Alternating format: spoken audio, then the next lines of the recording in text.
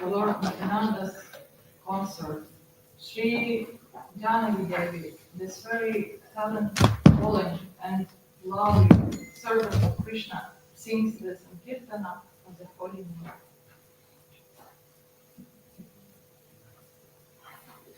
Jaya Radhe, Jaya Krishna, Jaya Vrindavan.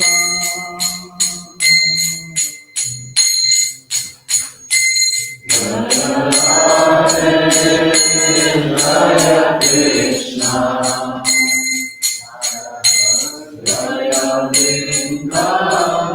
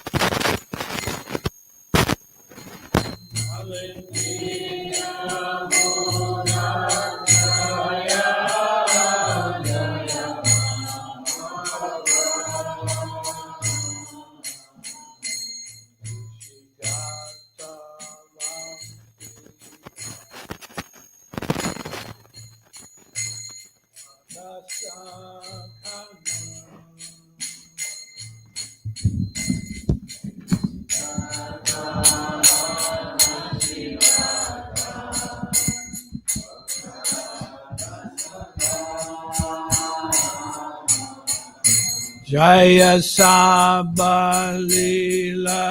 Koilo Sri Nandananda.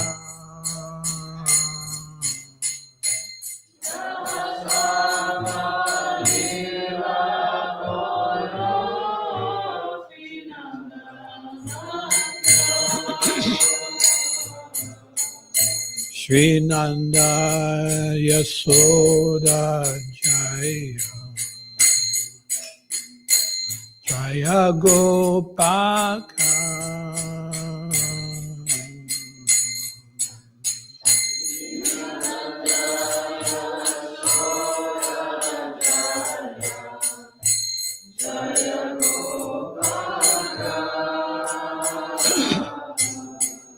Sri Damadi Jaya Jaya Vina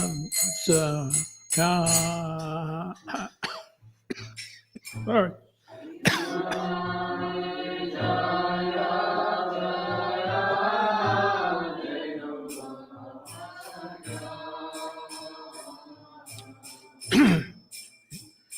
Jaya Vishabhanu Jaya Kirtida Sundari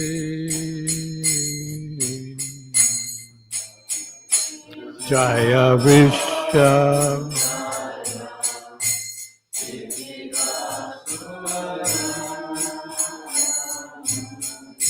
Jaya Purnamasi Jaya Viraga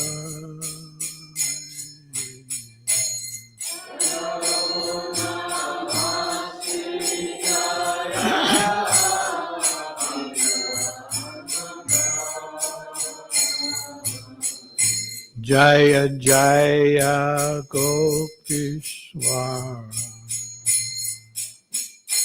Vrindavan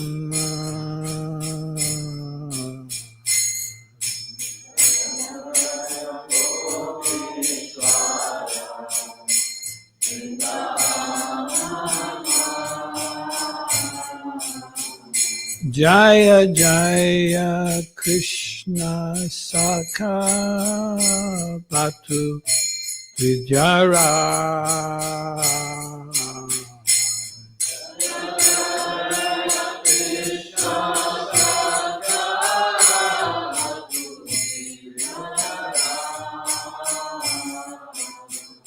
Jaya Rama Gata Jaya Rohini Nanda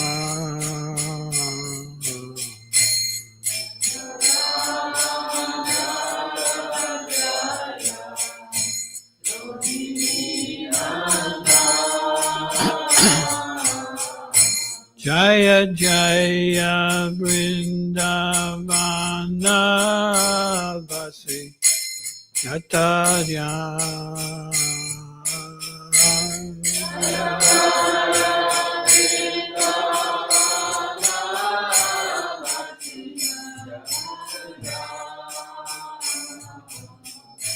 Jaya Dvija Patni Jaya Naga Kanyaga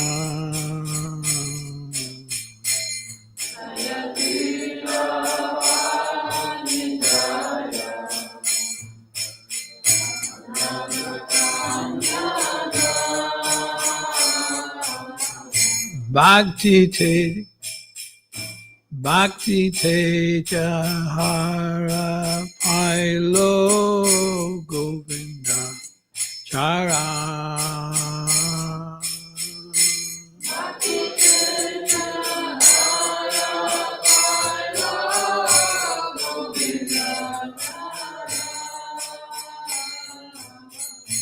Shri Rasa Mandala Jaya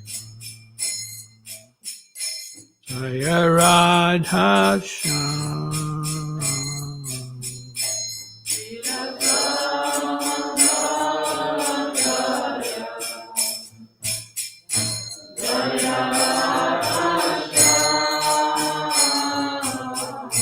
Jaya Jaya Rasa Leela Sarvamanhora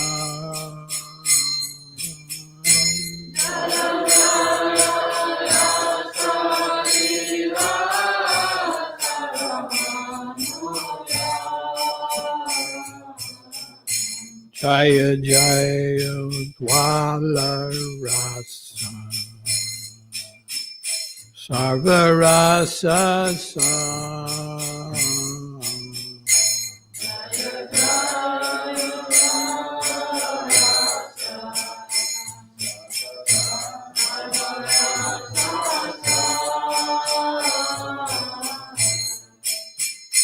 Parakiya Bhave Jaha Bhajite Pacha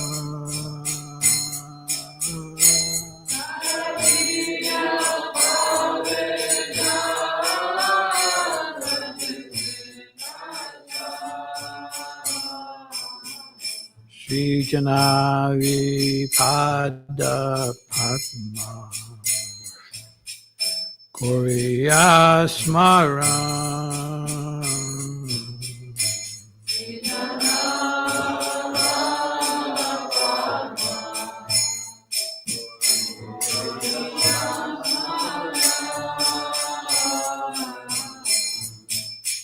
Dina Krishna Dasa Koi Nama Sankirtan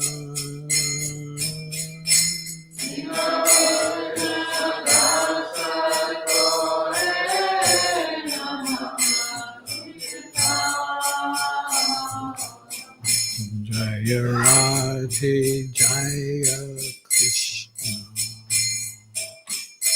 Jaya Vrindavan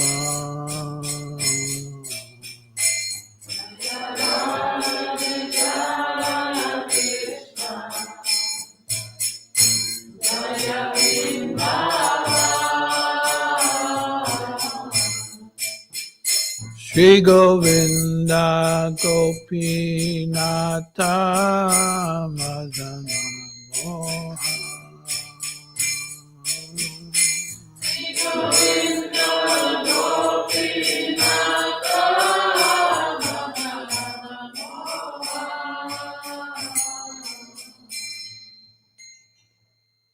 Krishna Das Kaviraj Goswami Ki Jai.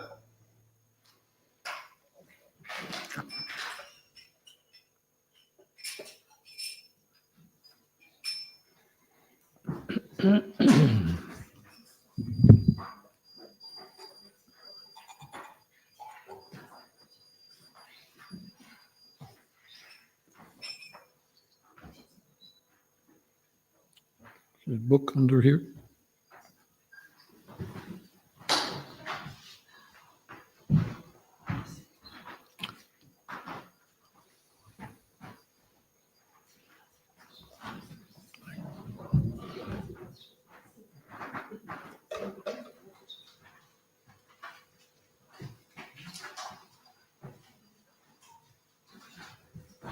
So this morning we're reading from Srimad Bhagavatam, 7th Canto, Chapter 15, Text 26.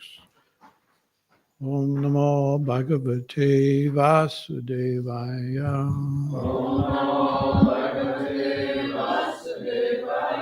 Om Namo Bhagavate Vasudevaya.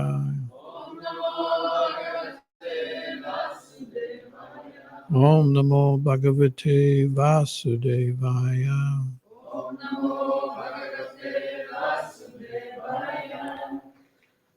Yasya Saksad Bhagavate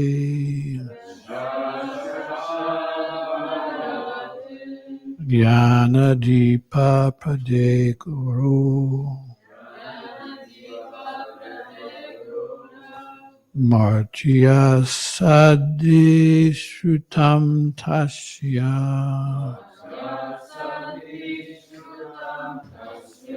Sarvam Kunjar Sochavat.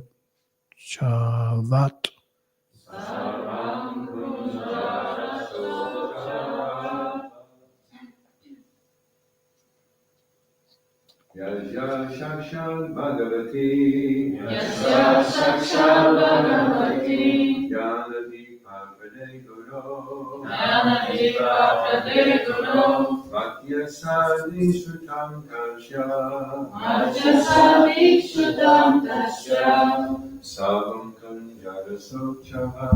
Sarvam Kunjara Sochava Yasya Sakshat Bhagavati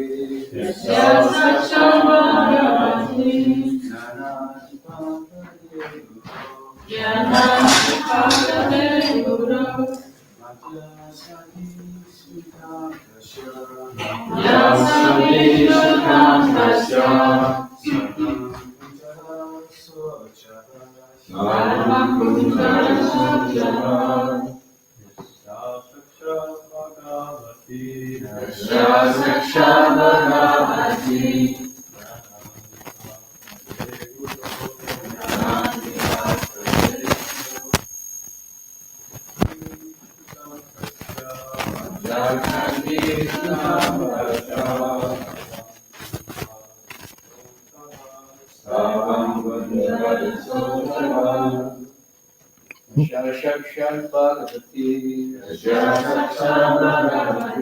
Jnana-dipa Prade Guru Tasya Shrutam Tasya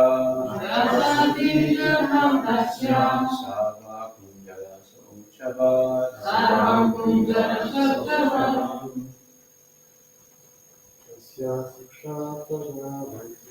Yasya Sakshat Bhagavati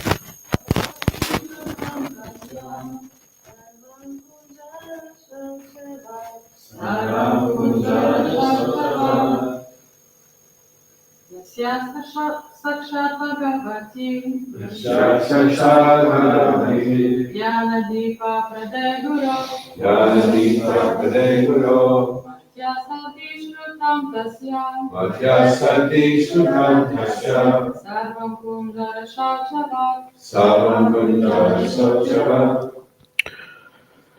Yasya, Yasya one who, One who Sakshad, Sakshat directly, Directly Bhagavate, Bhagavati the Supreme Personality of Godhead, Supreme Personality of God Jnanadipa Pade,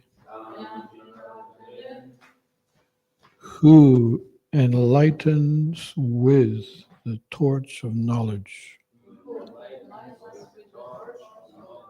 Thank you. Guru, unto the Supreme Spiritual unto the Spiritual Master. Hare Krishna. Martya Asadi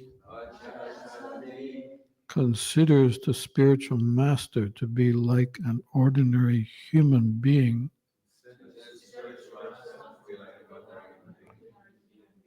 and maintains such an unfavorable attitude. Shrutam, Vedic knowledge, Tasya, for him, Sarvam, everything, Kunjara, Sochavat, like the bath of an elephant in a lake. Translation. This spiritual master should be considered to be directly the Supreme Lord because he gives transcendental knowledge for the enlightenment. Consequently, for one who maintains the material conception that the spiritual master is an ordinary human being, everything is frustrated. His enlightenment and his Vedic studies and knowledge are like the bathing of an elephant. Srila Prabhupada's purport. It is recommended that one honors the spiritual master as being on an equal status with the Supreme Personality of Godhead. Shakshadaraitayena Sam Asta Sastri. This is enjoined in every scripture. Acharyam Mam Vijnaniyat. One should consider the Acharya to be good as the Supreme Personality of Godhead. In spite of all these instructions, if one considers the spiritual master an ordinary human being, one is doomed.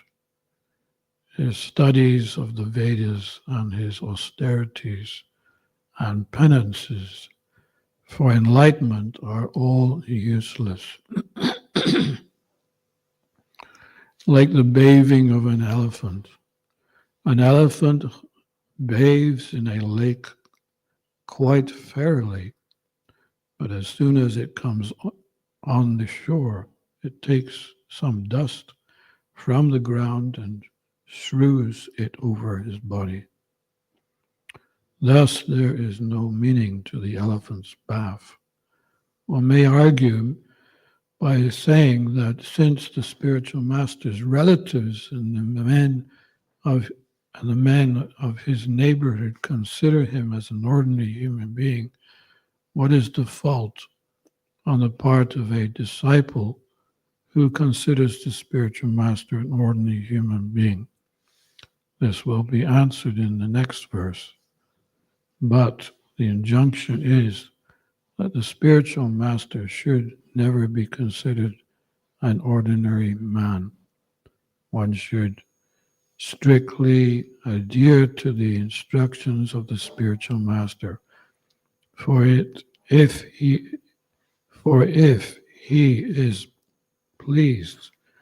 Certainly, the Supreme Personality of Godhead is also pleased. Yasha Prasad Bhagavat Prasado Yasha Prasad Na Gatit Gatopi. Omagyadamanandasya Janandina Salakaya Jaksura Yena Tasmai Sri Gurave Namaha Sri Chaitanya Mano Vishnam Stapitam Yena Bhutale Swayam Rupa Gadamayam Dati Swabadantikam Vanchakalpatuyubhyascha Kripa Sindhu Bhayevacha Patitananam Bhavanebhyo Vaishnavebhyo Namo Namaha. Sri Krishna Chaitanya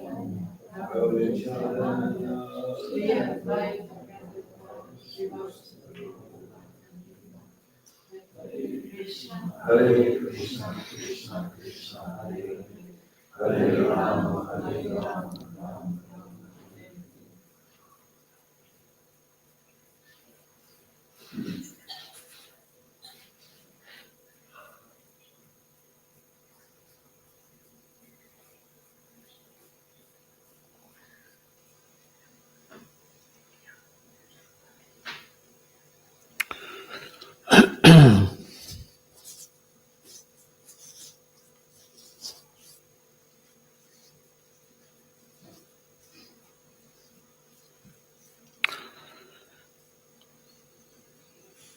Srila Prabhupada, in his preaching, he had to sometimes deal with the ordinary, or shall we say, the not ordinary world. And when he came to London, the first question the reporter asked him was, why have you come here? That was the first question. Why have you come here? But it was asked in such a, what do you say, derogatory way? Huh? Derogatory way. And Prabhupada knew that. He picked that up. He was always one step ahead. And he knew how to reply to certain questions, you know. If it was sincere, he would reply back in a way that would be instructive. But if it wasn't sincere, it was like catching the water which was thrown at him and then throwing it back. So in this instance, he,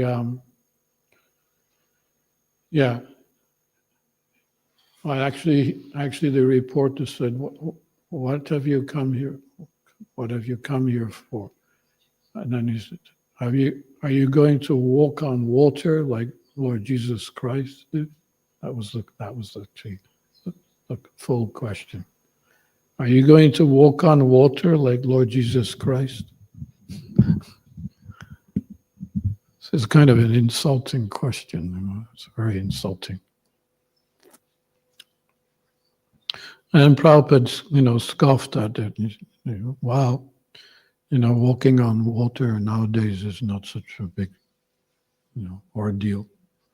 You just get a liner, you pay some money, you go on a liner journey. What do you call them, liners? It's a boat, ocean liner. You can dance on the water, you can walk on the water, you can sleep on the water. And then he raised his voice. He says, "No, I have come to take your boys and girls from the back streets of London, Manchester, and Birmingham, and make them Vaishnavas." Very direct. From Avaishnava to Vaishnava. Sometimes he would be asked, "Do you know everything?" And then Prabhupada would have to reply to that, It's kind of another intimidating question. Do you know everything? So Prabhupada would reply to that, I don't know. I don't know everything, but I know what Krishna wants. And he will tell me.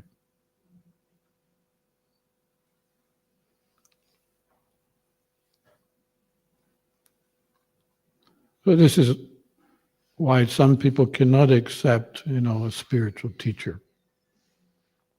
They have to find some fault. They get the binoculars out and let's see, must be something wrong with him, zoom up. But there were many Indians who tested Prabhupada too. And I remember going on some morning walk in Bombay on Juhu Beach. And some of those men there, they would come every morning on the morning walk. And they would also challenge Prabhupada in different ways. There was one Indian man who it was his only purpose was to challenge Prabhupada. And later on, he became a full-time devotee. But it was, that's how it was, So the spiritual master doesn't really get too concerned. That's his job. He has to take all kinds of situations, how it comes to him. There was also Bhakti Siddhanta. There was one specific man who would come to Bhakti Siddhanta's classes. He would even travel wherever Bhakti Siddhanta went. And his whole purpose was to disrupt the program. But Bhakti Siddhanta wouldn't allow his disciples to chastise him. Because, from a disciple point of view, that's his service to the guru, to make sure the guru is comfortable. But Bhakti Siddhanta, he didn't really take much notice of this person. Whatever he did, Bhakti Siddhanta accepted it. And then one day, Bhakti Siddhanta was at one mat, and there was a big kirtan going on in the temple room. And Bhakti Siddhanta came down and asked the disciples, "Oh, is it a special day today?" "No, Guru Maharaj, it's not any appearance day or anything." "Why are you having kirtan?" "Well, because your worst enemy has just left his body," which was this same man. So we're having a kirtan in glorification. And Bhakti Siddhanta said, "Stop the kirtan. He was my best friend. He wasn't my enemy.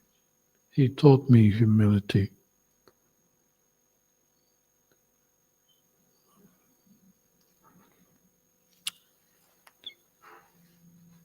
But in this verse, from the disciple point of view, the spiritual master is considered as good as God. But the spiritual master would never say that I am as good as God. So it's an interesting twist. From the viewpoint of the spiritual master, he feels himself the lowest of the low. But from the viewpoint of the disciple, he sees the guru as good as God.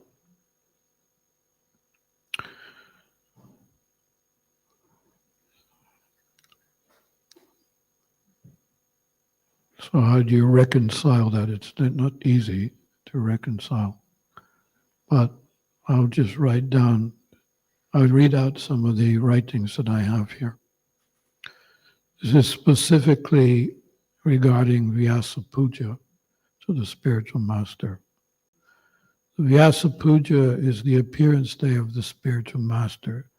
It is the day when the representative of Srila Vyasadeva is worshipped.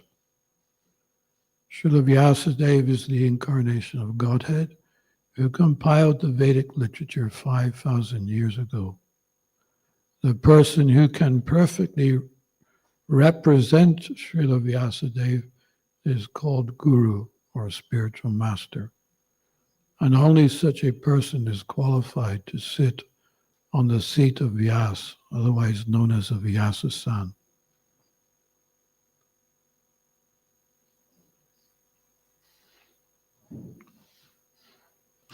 The spiritual master is worshipped on Vyasa Puja Day not because of his ability to speculate, give opinions or interpretations on the Vedanta philosophy.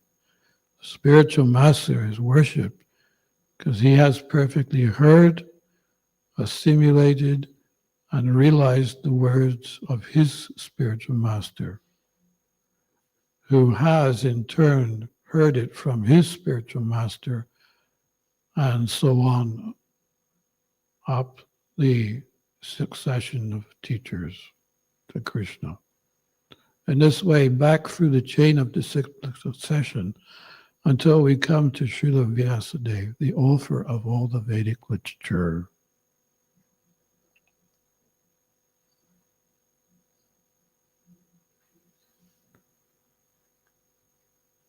Therefore, the aim of human life is to become perfect by hearing the Vedic knowledge from a bona fide spiritual master in the disciplic succession. This is the key or the secret that unlocks the door for the conditioned soul and frees him from the cycle of birth and death, allowing him to return back home, back to Godhead, where life is eternal, full of knowledge and full of pleasure.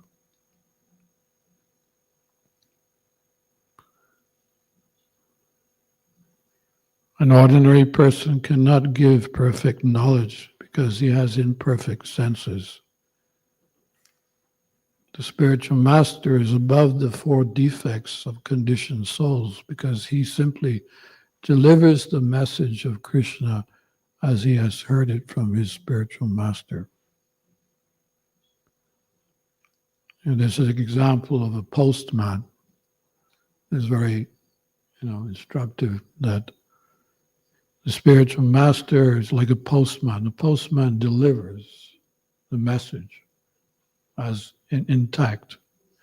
You don't see postmen,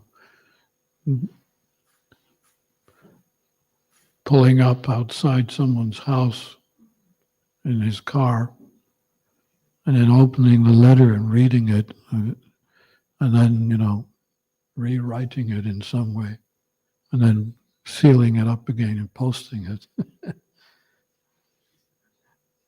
But a postman, his job is simply to deliver as it is the mail which has been sent to the individual people. And this is one thing which Prabhupada noticed in India, that the people who claimed to be gurus, they were changing things. They were not bona fide spiritual masters. Most of them didn't even belong to a succession, disciplic succession.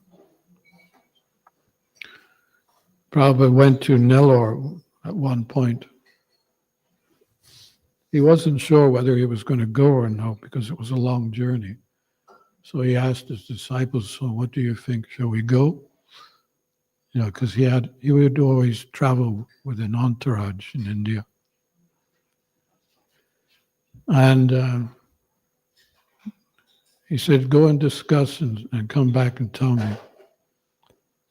And as they went out and discussed, he asked Shrutikirti, his servant, "What do you think I should do? Should I go or should I not?" And then Shrutikirti said, "Well, it would be a great opportunity, Prabhupada, for you to preach, because there will be a lot of people there.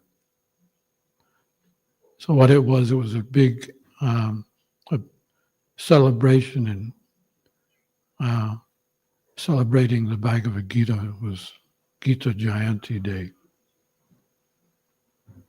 And there will be many, sadhus there. So Prabhupada said, yes, you're right. And then all the other devotees came in and they said, Prabhupada, we don't think that you should go because it's too long journey. But Prabhupada had already decided, no, we will go. When he came at this place, the on the altar, there was no picture.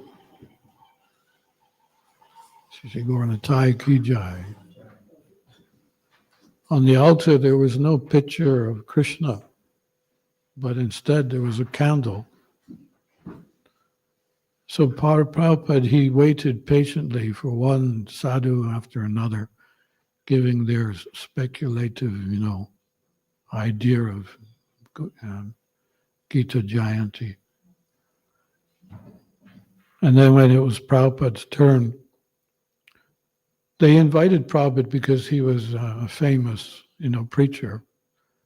But they didn't really want him to speak because they knew, he's not an impersonalist. He's a personalist, and he anyway, whatever reasons they had. But at the end, they had to, invite him up to speak. Otherwise, Prabhupada was listening to all these, Mayavadis, and Shruti Kirti was saying how you could see his lip, moving, kind of enraged, how can you say that? This is Gita Jayanti. So he stood up and he said, you are celebrating the appearance day of Bhagavad Gita.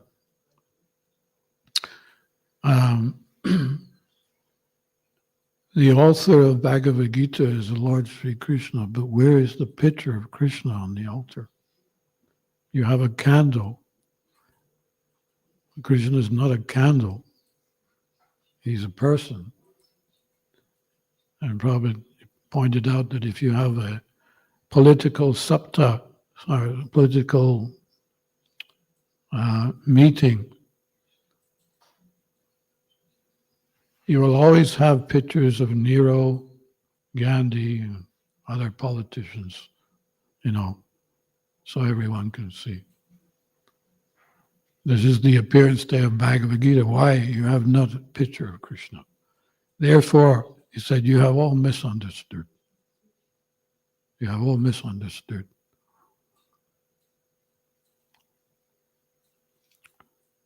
He said there are so many Bhagavad Gitas giving their own interpretation. But what is your value if you're misinterpreting? There's no value whatsoever. And afterwards, Prabhupada asked the disciples, he would often ask disciples, so what do you think was what I said? Was it okay? Was it okay?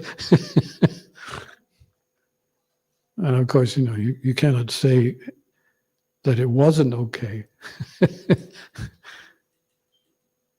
Of course, everything is okay from a disciple point of view. Whatever the guru does, it's okay. So they would say, yes, of course, Prabhupada, you told them what they needed to hear. He said, yes. Where is there a devotee from their Bhagavad Gitas? Where is there anyone who became a devotee? But as soon as my Gita was published, immediately so many devotees. And not only from India, but from the West, where people never even heard.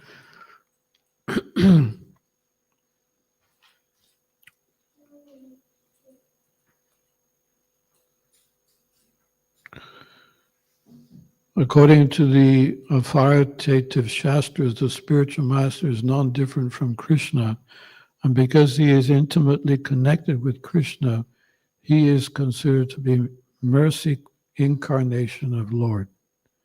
He will never say he is the Lord, but that he will say, I am the servant of the Lord. In this way, the spiritual master acts as an instrument of the Lord for delivering the conditioned souls from the cycle of repeated birth and death.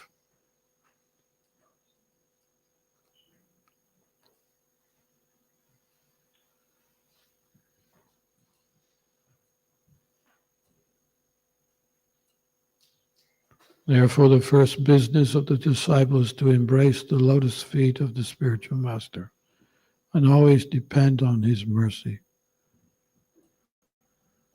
Our beloved spiritual master, Srila Prabhupada, is indeed the modern-day Vyas, because he has broadcasted the message of Srimad Bhagavatam and Bhagavad Gita and other Vedic literatures to the whole world. So let us continue to assist him and be part of history where descending transcendental knowledge will supersede ascending speculative knowledge. So this is a very interesting point, that whatever anyone says that's not within the line of succession of teachers up to Krishna, then it's speculative knowledge. Whereas descending knowledge, when you repeat the words of the Guru, then it is perfect. It is knowledge which is descending. So we have to be very careful not to create anything new. And actually, I've heard new things. Sometimes I hear things which I've never heard in the last 50 years. And then I know there's something wrong with that. I can mention a few. You want me to?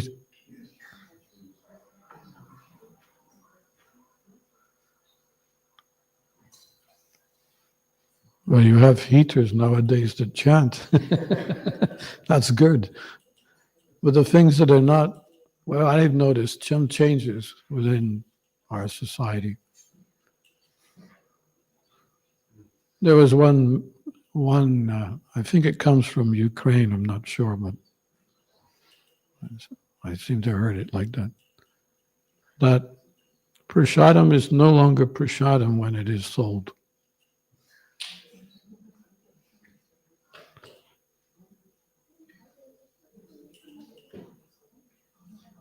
Now I ask you, how can something be prasadam and then suddenly not prasadam? It's not possible. Prasad is Krishna. Are you saying, that prasadam is non-different than Krishna, but when it's sold, it's no longer non-different than Krishna? This is speculation. On the contrary, Prabhupada said that the best business is prasadam distribution.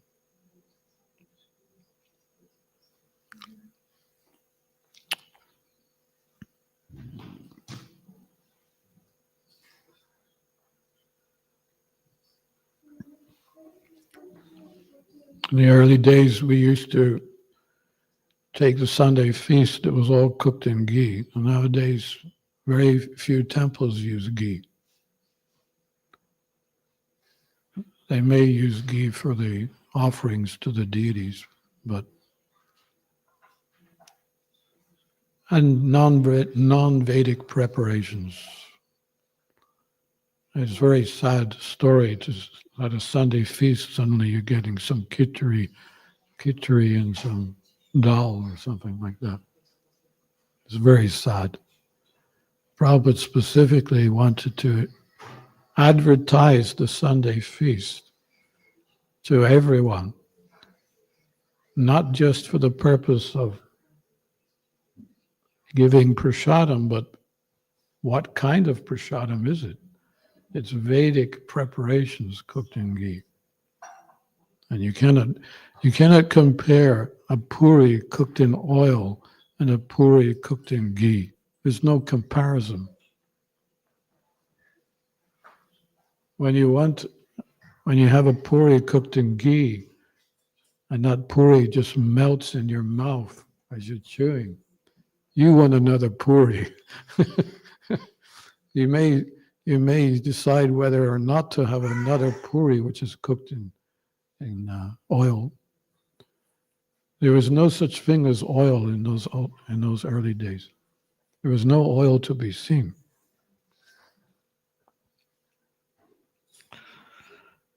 So this is another change which I think, well, I'm doing my best to encourage all my disciples to cook in ghee. In fact, when I give initiation, I give 2 mantras. I give the Hare Krishna mantra, and then I give the ghee mantra. Ghee, ghee, ghee, ghee, ghee, ghee, ghee. Ghee, ghee, ghee, ghee.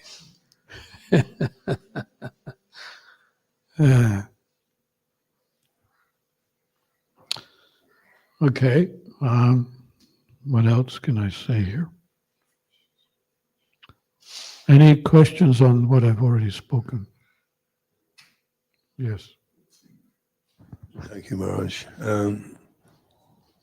I was reading, Sri Maharaj was saying that an actual guru is, a bona fide guru is one who has realized his swarup. Is what? Has realized his swarup. And somebody asked Guru Govinda Maharaj, he was thinking of becoming a guru, and he said, what is the bare minimum that you have to come to be a spiritual master? And Guru Govinda Maharaj says, well, you should be able to sit down and chant 16 rounds and just think of Krishna. If you can do that, then. Yes, I've read that in his books. Because, that's one of the questions which people sometimes argue, about gurus. Whether you're actually qualified or not.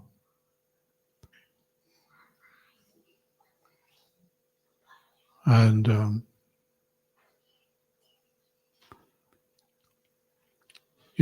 even if you're a topmost devotee, what do they call them? No. Huh? Uttama. You've got to anyway come down to the Madhyamadikari to preach.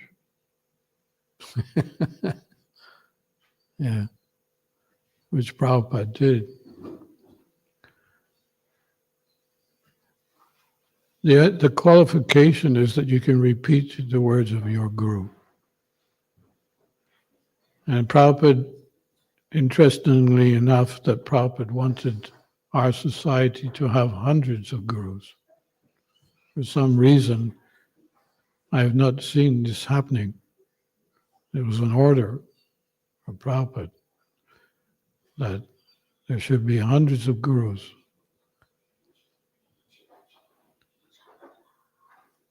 I don't know why that's not the case, but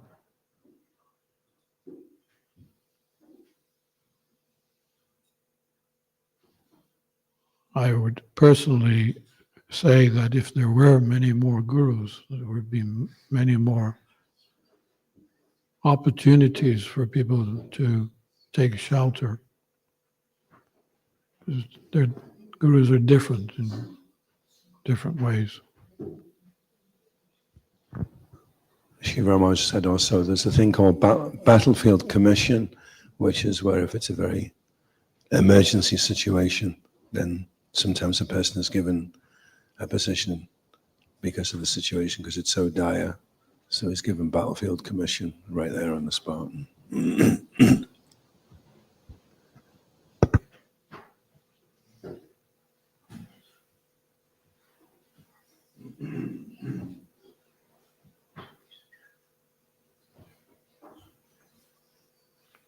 Mahaprabhu said, be a guru. I'll just read this, what I've got here.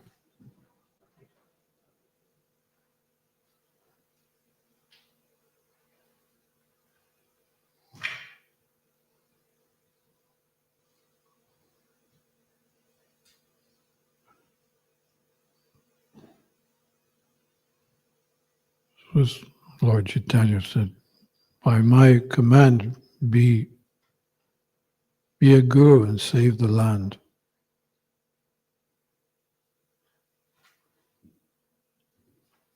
In this instance, Mahaprabhu himself has given the command.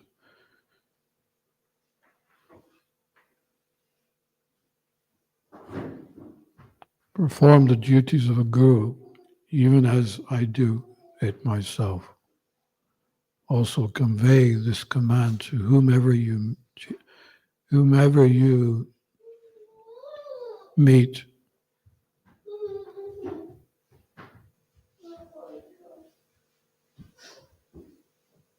Be a guru and deliver the people from their foolishness.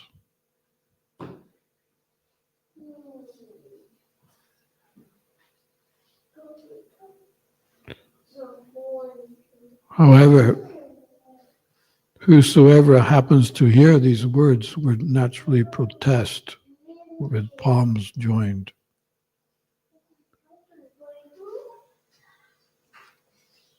But I am really a great sinner. How can I be a guru? You are Godhead himself, the teacher of the world. You can be guru. To this, Mahaprabhu replies, it's probably best if you can take them out just for 10 minutes while I finish, okay?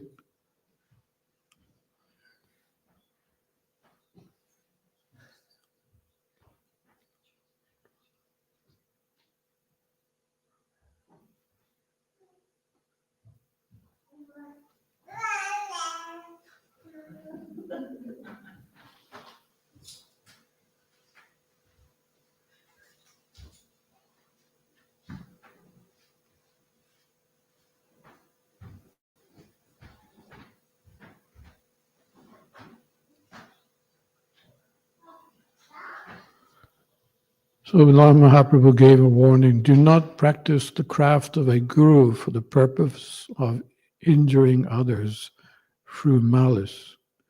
Do not adopt the trade of a guru in order to get immersed in the slough of this world. But if you can indeed, be my guideless servant. You will be endowed with my power. Then you need not fear.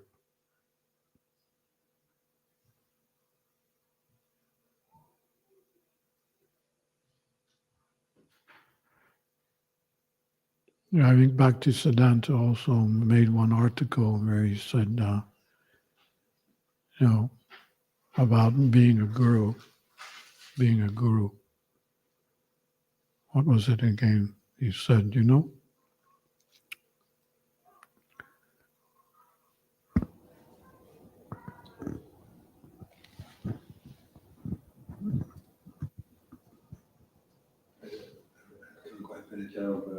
was very heavy what he was saying. Yeah, at one point he was encouraging that there should be many gurus. Be a guru. He was like pushing, be a guru. And then suddenly he switches over and said something like, but who do you think you are? Who do you think you are that you call yourself a guru, right? No, you're not a guru, you're guru or something. And then he explained himself that everyone should be a guru, but he should be qualified. he should be qualified. But if you have some other ideas of being, being ways of being a guru, then you're not qualified. So it was a kind of interesting article, because on one side he says be a guru, but on another he said don't be a guru. Who do you think you are? So warning those who take the position that, be careful, it's not an easy service. I remember one devotee asked a guru, what is it like to be a guru? And his reply was just perfect. He said, to be a guru, it means having many children without a wife. And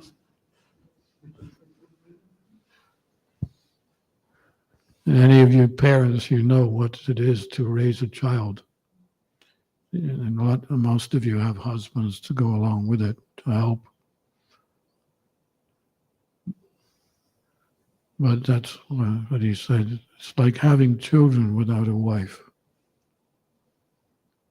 Because it's exactly like that. You think it's fun being a guru? No, it's not. It's a very heavy service. A lot of times you must chastise, and it's not like something, maybe not even part of your nature to chastise, but as a guru you must do it.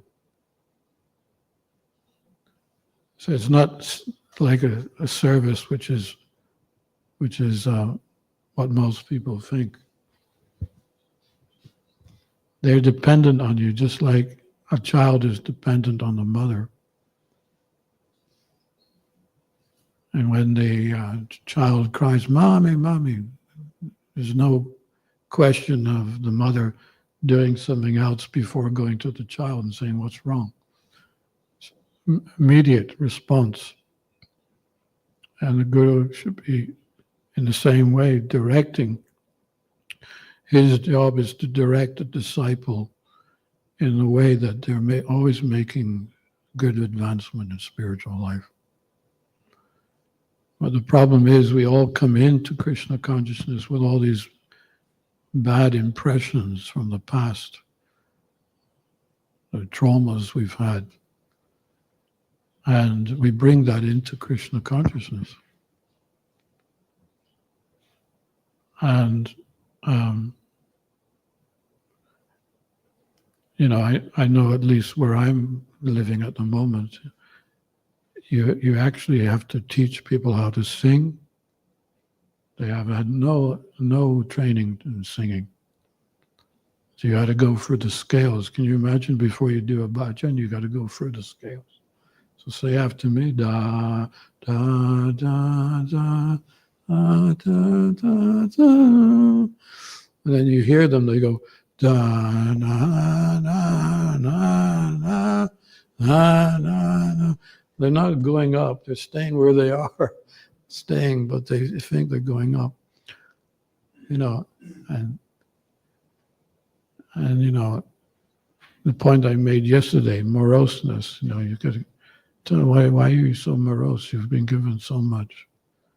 Prabhupada has given us so much treasure. So be happy. Don't think about what you don't have. Be happy what you have.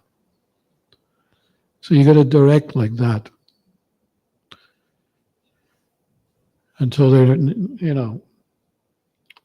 nurturing, as the mother is nurturing the child. And then child wants to walk, so he begins to walk. And the mother nurtures the child more and more. So like that. It's not an easy service. As the saying goes, the one who rocks the cradle rules the world. You heard that saying? The one that rocks the cradle rules the world. So the mothers are actually considered the best, from the Vedic point of view also. the best of the world, because they're nurturing the children, our future children. So the one that rocks the cradle rules the world. There's that saying like that. So it's not like, guruship, is a fun service. You've got to be alert all the time. Anything else?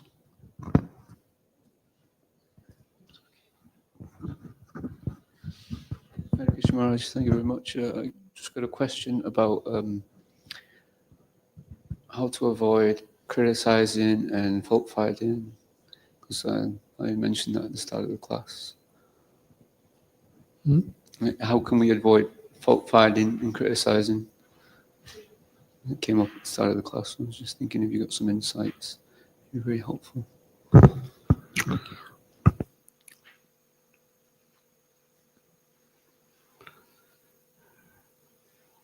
It's very funny, all these "how can I" questions, because you can do nothing. All these qualities of Krishna consciousness come as they're part and parcel of devotional service. As you serve, you progress. It's not like, you can say one day, okay, that's it.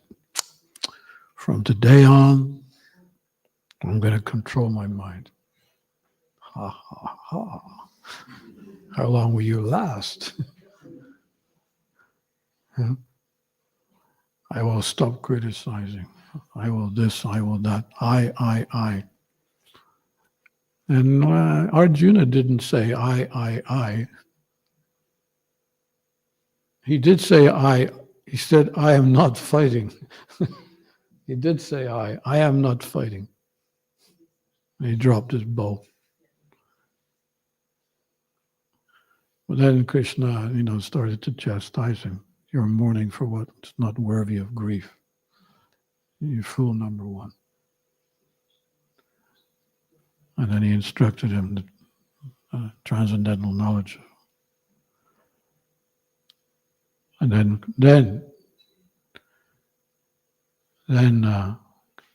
he asked Arjuna, now you decide what to do. Some Indians like that verse. I like the verse where Krishna says, now you can decide what you want to do. But, Arjuna's mind was he just could not handle it. So Krishna is a Rishikesha. He's the master of the mind and the senses. So if you want to control your mind, you ask Rishikesha to do it for you. This is basically what I see as devotional service. We're in our daily chanting, please engage me in your service. Please engage me in your service. Please engage me in your service. And by that service, we make turning points in our spiritual life. This is my understanding anyway. So you can do nothing. Sorry to disappoint you.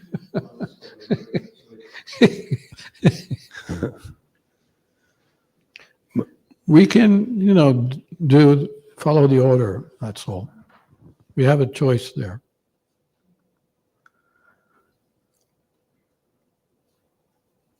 The process is, systematic. This within the parcel of devotional service, there is lots to gain. But it's given to you bit by bit as you progress.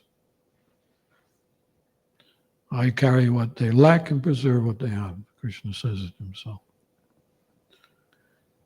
So we have to be very patient. And we need to take shelter of Guru and Krishna. There's no other way. There's no other way. Just on that same point, Maharaj, I was wondering, I'm coming across more and more now that the mental health of especially young people, they have ADHD, they have autism, they have bipolar, and paranoid schizophrenia are like rampant now. So, and you was talking yesterday also a little bit today about trauma, that may be there. And then it may not be that just chanting Hare Krishna is sufficient. And they may actually need some type of medication, because it's not enough to just chant and get up for Mangalati. So is that valid? Because somebody could say, well, no, that's intoxication. You're breaking the principles. You have to be free from all intoxication and just take up pure devotional service, and that'll solve everything. Well, I can tell you about myself.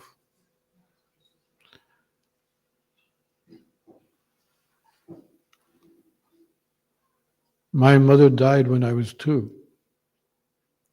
She had some problem. They gave her a blood transfusion, but they gave her the wrong blood in the hospital. She died. My father was a Navy man, a sailor. He was given 2 weeks to decide what he was going to do with his children, which me and my sister. Put us in a home or get remarried. And there was one lady who was cleaning the house at that time.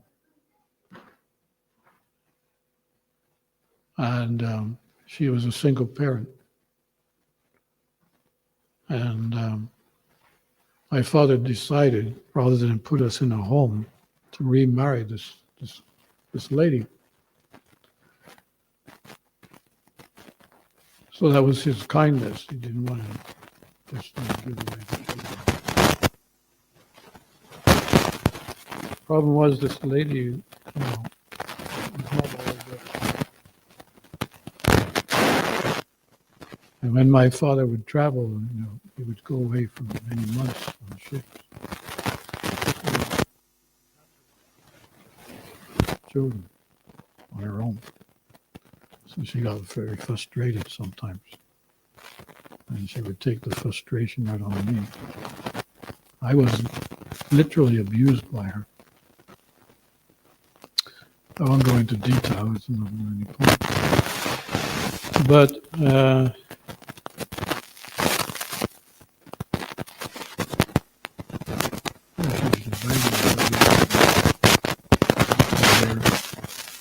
just mad.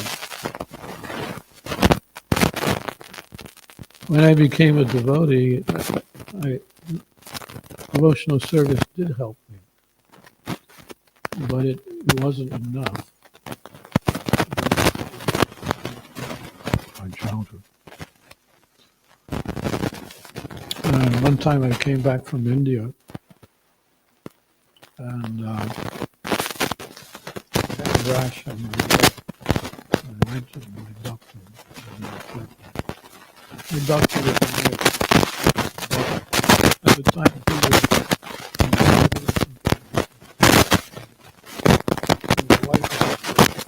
she saw me instead. So she diagnosed me. She was writing out a prescription. And she was kind of talking to me like,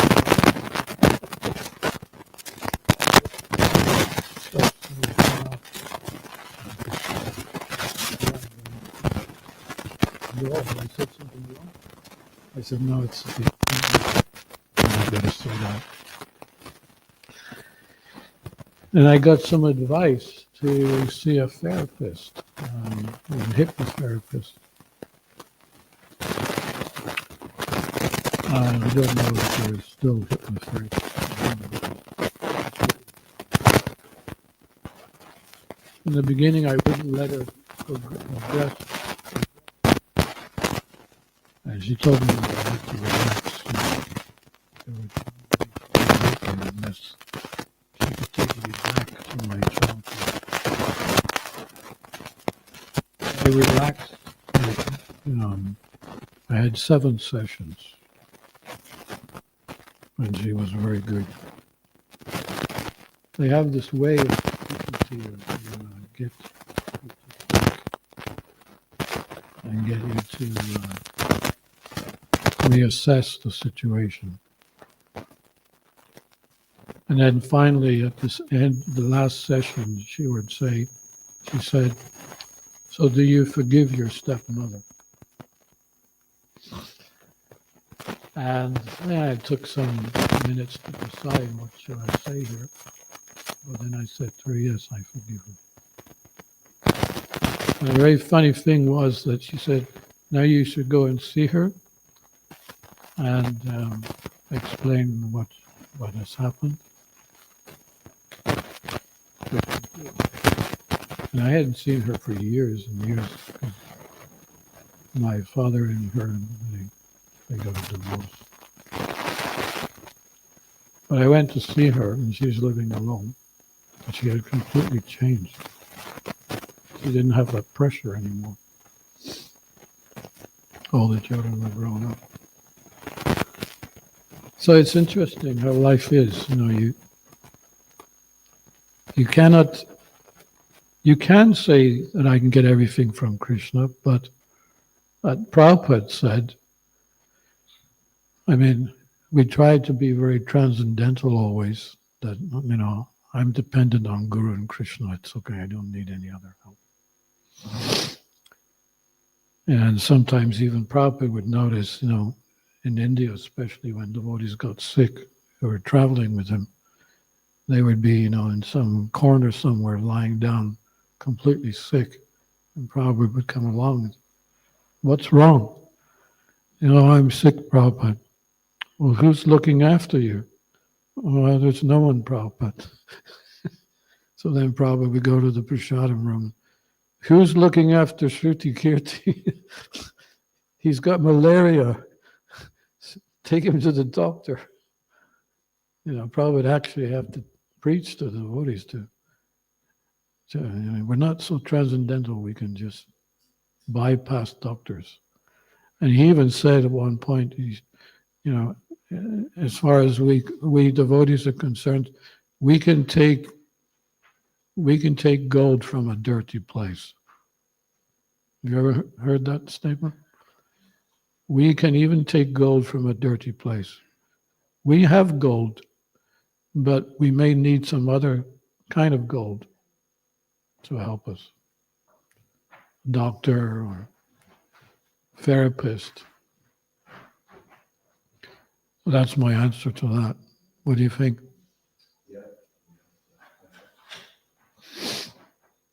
I would say that this therapist helped me probably 80%. I wouldn't say 100%, but this was a long time ago, so I've improved a lot. I only get a little sentimental when I talk about it, so I better stop. But that's how it is. Life is like that. And if I was if someone was to ask me, would you like to turn the clock back and have it some other way?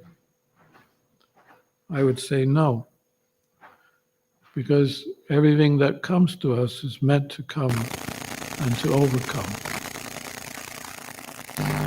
And nothing happens by chance. Certain things.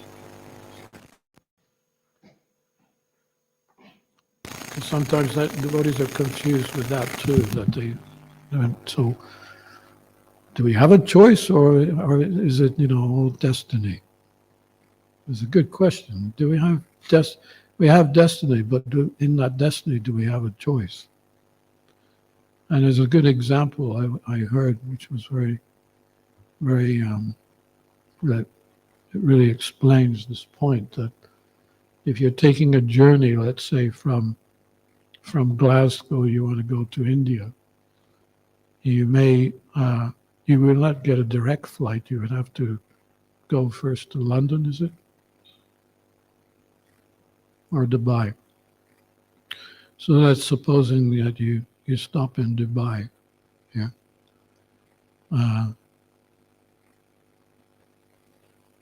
Okay, so you're taking a flight from Glasgow to Dubai, and you're sitting in your seat, you fastened your seat belt, and the pilot says, so enjoy the flight, and there will be refreshments and things like that. See. So suddenly you call one of the hostesses, and it comes up, and I know you're going to Dubai, but can you also stop in Istanbul, because I got a friend there I have to meet. She will just say, no, this is direct to Dubai. There's no way that you can negotiate this. This is destiny. This is going to Dubai. But on the plane itself, you can choose what to do. You can read a book. You can take some prasad. You can talk to the person next to you. That is your choice. I like that example because so it's both. There's predestined things and there's also choices. We have to know, when it's a choice and when it's not. That's all. So Krishna consciousness it's predestined. The system is automatic. You go from one stage to the next, you get all these qualities, you get love of Krishna, you get everything. It's all within the package of bhakti. And all you have to do is just practice what Guru has asked and be sincere. And then all this package will come to you one by one. All the goodies inside. But if you're not sincere and then that's where the trouble starts. So that is our choice. We can follow the Guru or not follow. Follow the order or not follow. But as far as anything else, it's all within the package, like I was explaining. You cannot do nothing. It's in the package. You have to wait till it's given to you, one by one. Srila Prabhupada, ki jai. Chanting 16 rounds every day, ki jai. Taking shelter of the Guru, ki jai.